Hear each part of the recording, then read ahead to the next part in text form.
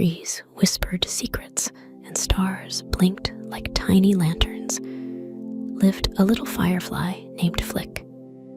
Flick was unlike the other fireflies. While their lights shone bright and steady, Flick's glow was small and flickered faintly.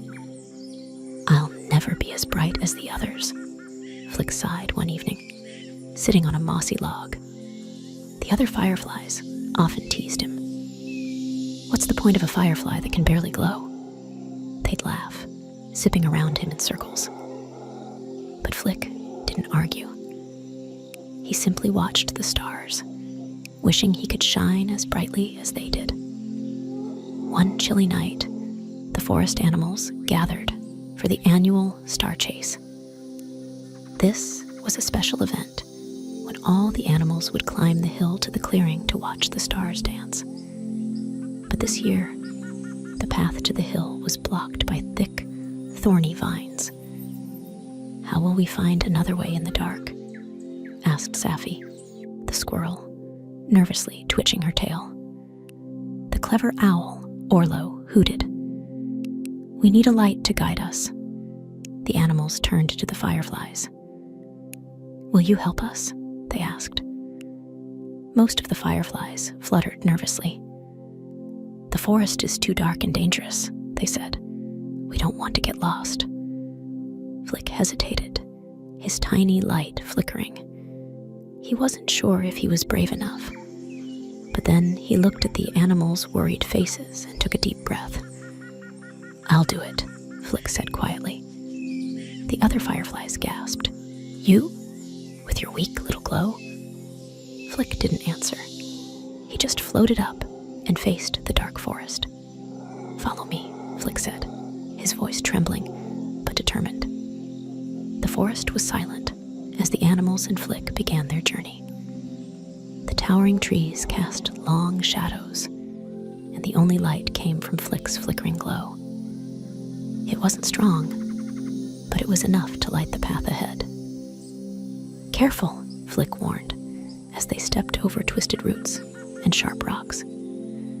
When the wind howled and made the forest seem even scarier, Flick reminded himself, "I may be small, but I can still help."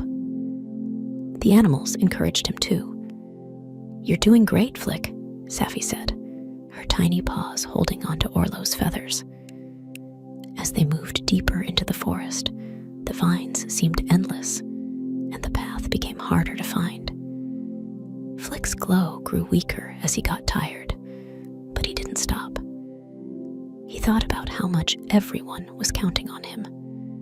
At one point, they reached a dark swamp filled with thick fog. The moonlight couldn't reach them there, and even Orlo's sharp eyes couldn't see through the mist. Flick took a deep breath and flew up high. From above the fog, he spotted a faint glimmer in the distance, the clearing. "This way," Flick called, diving back down. He hovered low so the animals could see his light, leading them carefully across the swamp. With every step, Flick's glow seemed to grow brighter. Finally, they reached the clearing. The vines were gone, and the stars twinkled brightly above them. The animals cheered as they gazed at the sparkling sky. "You did it, Flick," Orlo said, his wise eyes gleaming.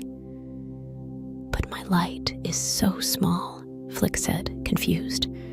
"Your light may be small," said Safi, "but it was enough to guide us, and that makes it mighty."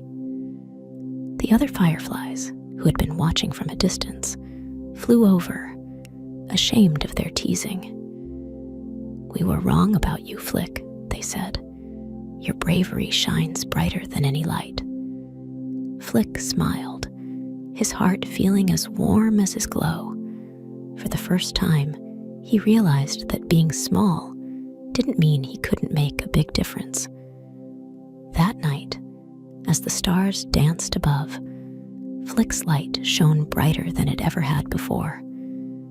The end. Good night.